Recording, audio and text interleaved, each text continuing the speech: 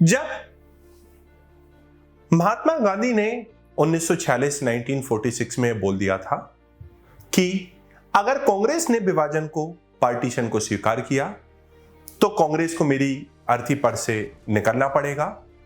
1946 में बापू का ऐसा मत नहीं था कि भारत का विभाजन या पार्टीशन होना चाहिए, तो फिर क्यों आखिरकार महात्मा गांधी ने 1946 में कांग्रेस के विभाजन को स्वीकार कर लिया। जब 1921 में 1921 में महात्मा गांधी ने बोला था कि अगर नॉन कॉपरेशन मूवमेंट असहयोग आंदोलन अगले 1 साल तक ऐसा ही चलता रहा, 1922 तक चलता रहा, जारी रहा, तो भारत को स्वराज्य की प्राप्ति हो जाएगी, भारत को स्वराज्य मिल जाएगा। तो फिर क्यों बापू ने नॉन कॉपरेशन मूवमेंट को सस्पेंड कर दिया, असहयोग आंदोलन को बंद कर दिया? कांग्रेस के एक बड़े बड़े नेता, जितने भी कांग्रेस के बड़े बड़े नेता थे, उन सभी ने महात्मा गांधी को इस बात पे मना किया था कि आप नॉन कॉपरेशन मूवमेंट को सस्पेंड ना करें। उसके बावजूद भी आखिरकार महात्मा गांधी ने क्यों असहयोग आंदोलन को सस्पेंड कर दिया? सुभाष चंद्र बोस की मृत्यु भी तो हमारे लिए आज एक रहस्य ही है। उनकी मृत्यु के पीछे क्या कोई षड्यंत्र था, कॉन्स्पिरेसी थी, या उनकी मृत्यु वाकई में किसी नेचुरल या प्राकृतिक चीज के चलती हुई थी? आखिरकार महात्मा गांधी ने भगत सिंह और उनके साथी का मुद्दा गांधी इरविन समझौते के दौरान क्यों नहीं उठाया? यह सवाल भी हमारे मन में आता है। 1857 की क्रांति, ब्रिटिश का जब भारत ने इतना विरोध किया तो वो 1857 की क्रांति में ही भारत को छोड़ के क्यों नहीं चले गए? 90 सालों तक ब्रिटिश भारत में और क्या कर रहे थे? आखिरकार क्यों डुप्लिएक्स, जो फ्रांस का गवर्नर जनरल था, उसने पौंडीचेरी में भारत की चाबी को ढूंढ के, भारत की सफलता की चाबी को ढूंढ के एक गलती की और उस गलती से रॉबर्ट क्लाइव ने अपने आप को बचाया? आखिरकार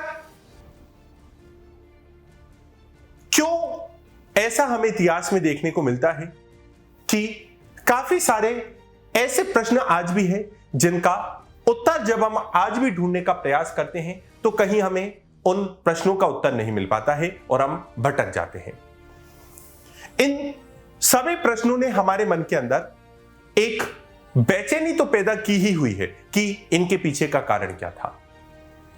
इन सभी प्रश्नों के उत्तर के साथ और 1857 से लेकर 1947 तक के पूरे इतिहास के साथ मैं आप लोगों के साथ, मैं इसे किताब कहूं, ई बुक कहूं, कॉन्सेप्ट कहूं, विचार कहूं, मूवी कहूं, या कुल मिला के मैं इसे एक ग्राफी कहूं, भारत के इतिहास के कई सारे ऐसे अनसुलझे सवाल जिनका उत्तर हम आज भी इतिहास में खोजने का प्रयास करते हैं, आज भी जिनका उत्तर हम इतिहास में ढूंढने का प्रयास करते हैं, ऐसे ही अनसुलझे सवालों के उत्तर के साथ और भारत के पूरे 1857 से लेकर 1947 के इतिहास के साथ मैं इस ग्राफी के माध्यम से आप लोगों को एक एक चीज कवर कराऊंगा।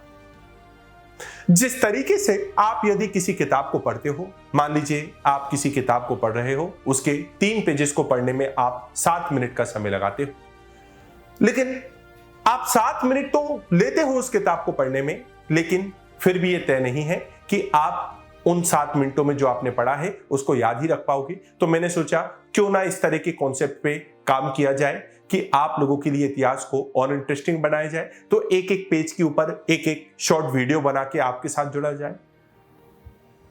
इन सभी अनसुलझे प्रश्नों के जवाब के साथ और 1857 से 1947 तक के भारत के पूरे इतिहास के साथ मैं उस ग्राफी में आपसे जुड़ूंगा, जिसको आप डिस्क्रिप्शन में से जाके लिंक पे क्लिक करके आप उसके साथ जुड़ सकते हैं। और जब हमें आज अवसर प्राप्त हुआ है कि मैं आपसे जुड़ पा रहा हूं, तो क्यों ना एक अवसर को इसको भुनाया जाए और इन अनसुलझे सवालों में से एक सवाल का उत्तर तो दिया जाए। एक सवाल हमारे मन में आता है कि ब्रिटिश जब 1850 के समय, 1850s के समय, जब रेलवे निर्माण की प्रक्रिया कर रहे थे, जब रेलवे के लिए खुदाई चल रही थी, तो ब्रिटिश को रेलवे की खुदाई के दौरान कुछ ईंटें, कुछ ब्रिक्स प्राप्त होती हैं, कुछ ईंटें ब्रिटिश को वहां से प्राप्त होती हैं। ब्रिटिश के मन में इस बात को लेकर जिज्ञासा बढ़ जाती है कि आखिरकार ये ईंटें किस ओर संकेत कर रही हैं, इनके पीछे का रहस्य क्या है। ब्रिटिश कर्मचारियों से बोलते हैं कि आप इसकी और खुदाई करिए। जब और खुदाई होती है तो कुछ और ईंटें निकल के आती हैं। ब्रिटिश इस बात से बड़े हैरान थे, बड़े परेशान थे, ये ईंटें किस बात की ओर संकेत कर रही हैं, इन ईंटों के पीछे का रहस्य क्या है। ब्रिटिश को यह पता लग जाता है कि यहां पे जो हमें प्राप्त हुआ है वो कुछ ईंटें नहीं है, बल्कि कई समय पहले यहां पे एक सभ्यता रही होगी, एक सिविलाइजेशन रहा होगा। मैं बात कर रहा हूं सिंधु घाटी सभ्यता की, जिसकी खोज 1850s में नहीं हुई थी, जिसकी खोज 1921 में दयाराम सैनी ने की थी।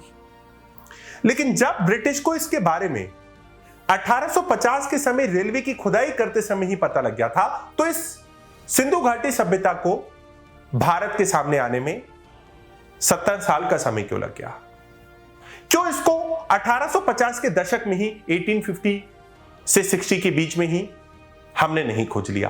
क्यों ब्रिटिश ने सिंधु घाटी सभ्यता को प्रकाश में लाने के लिए तभी एक कमेटी को अपॉइंट नहीं कर दिया, एक टीम को अपॉइंट नहीं कर दिया जो उसकी और खुदाई करके भारत की सिंधु घाटी सभ्यता को लाइट में लाए?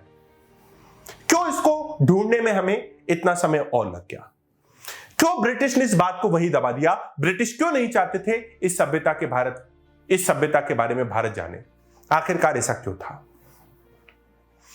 क्योंकि एक देश दूसरे देश पे तभी शासन कर सकता है जब वे अपने आप को महान और दूसरे देश को कमजोर बताए। ब्रिटिश ने हर संभव प्रयास के द्वारा भारत को एक सबऑर्डिनेट नेशन, एक अधीनस्थ देश बताने का प्रयास किया। कितनी आश्चर्य की बात है, ब्रिटिश भारत में रह रहे थे और वे भारतीयों को ही अधीनस्थ बता रहे थे, सबऑर्डिनेट बता रहे थे, कमजोर बता रहे थे। क्योंकि एक देश दूसरे देश पे तभी शासन कर पाएगा जब वे अपने आप को महान, दूसरे को कमजोर बताए। अगर भारतीयों को इस बात की जानकारी लग जाती कि उनके पूर्वजों ने तो इतनी महान सभ्यता का निर्माण कर लिया था, जिसकी टाउन प्लानिंग इतनी ज्यादा अच्छी थी, जिसका शहरी नियोजन इतना ज्यादा अच्छा था, तो यदि भारतीयों को पता लग जाता कि हमारे पूर्वज इतने महान रहे थे, तो 1857 की क्रांति में तो यह भी एक बहुत बड़ी भूमिका निभा सकता था। भारतीयों को फिर और ज्यादा आत्मविश्वास, कॉन्फिडेंस आ जाता कि हम ब्रिटिश को हरा सकते हैं, हम ब्रिटिश को भारत से भगा सकते हैं। लेकिन ब्रिटिश ने इस बात को वहीं दबा दिया, क्योंकि एक देश दूसरे देश पे तभी शासन कर सकता है जब वह अपने आप को महान, दूसरे देश को कमजोर बताए। ऐसे ही कुछ अनसुलझे प्रश्नों का उत्तर, और 1857 से 1947 तक के एक एक इवेंट को मैं इस ग्राफी में एक एक पेज के ऊपर एक एक वीडियो बना के आपके साथ जुड़ूंगा। इस ग्राफी में आपको 1857 से 1947 तक का पूरा पार्ट मिलेगा। लगभग इसमें 80-90 वीडियोस होंगी और एक एक चैप्टर को हम कवर करेंगे। लेकिन मैं आपके साथ इस YouTube चैनल के माध्यम से जुड़ने का भी कोई अवसर नहीं खोऊंगा, और इसी तरह की और भी इंटरेस्टिंग वीडियोस के साथ मैं आपके साथ इस YouTube चैनल के माध्यम से जुड़ता रहूंगा। धन्यवाद। जय हिंद।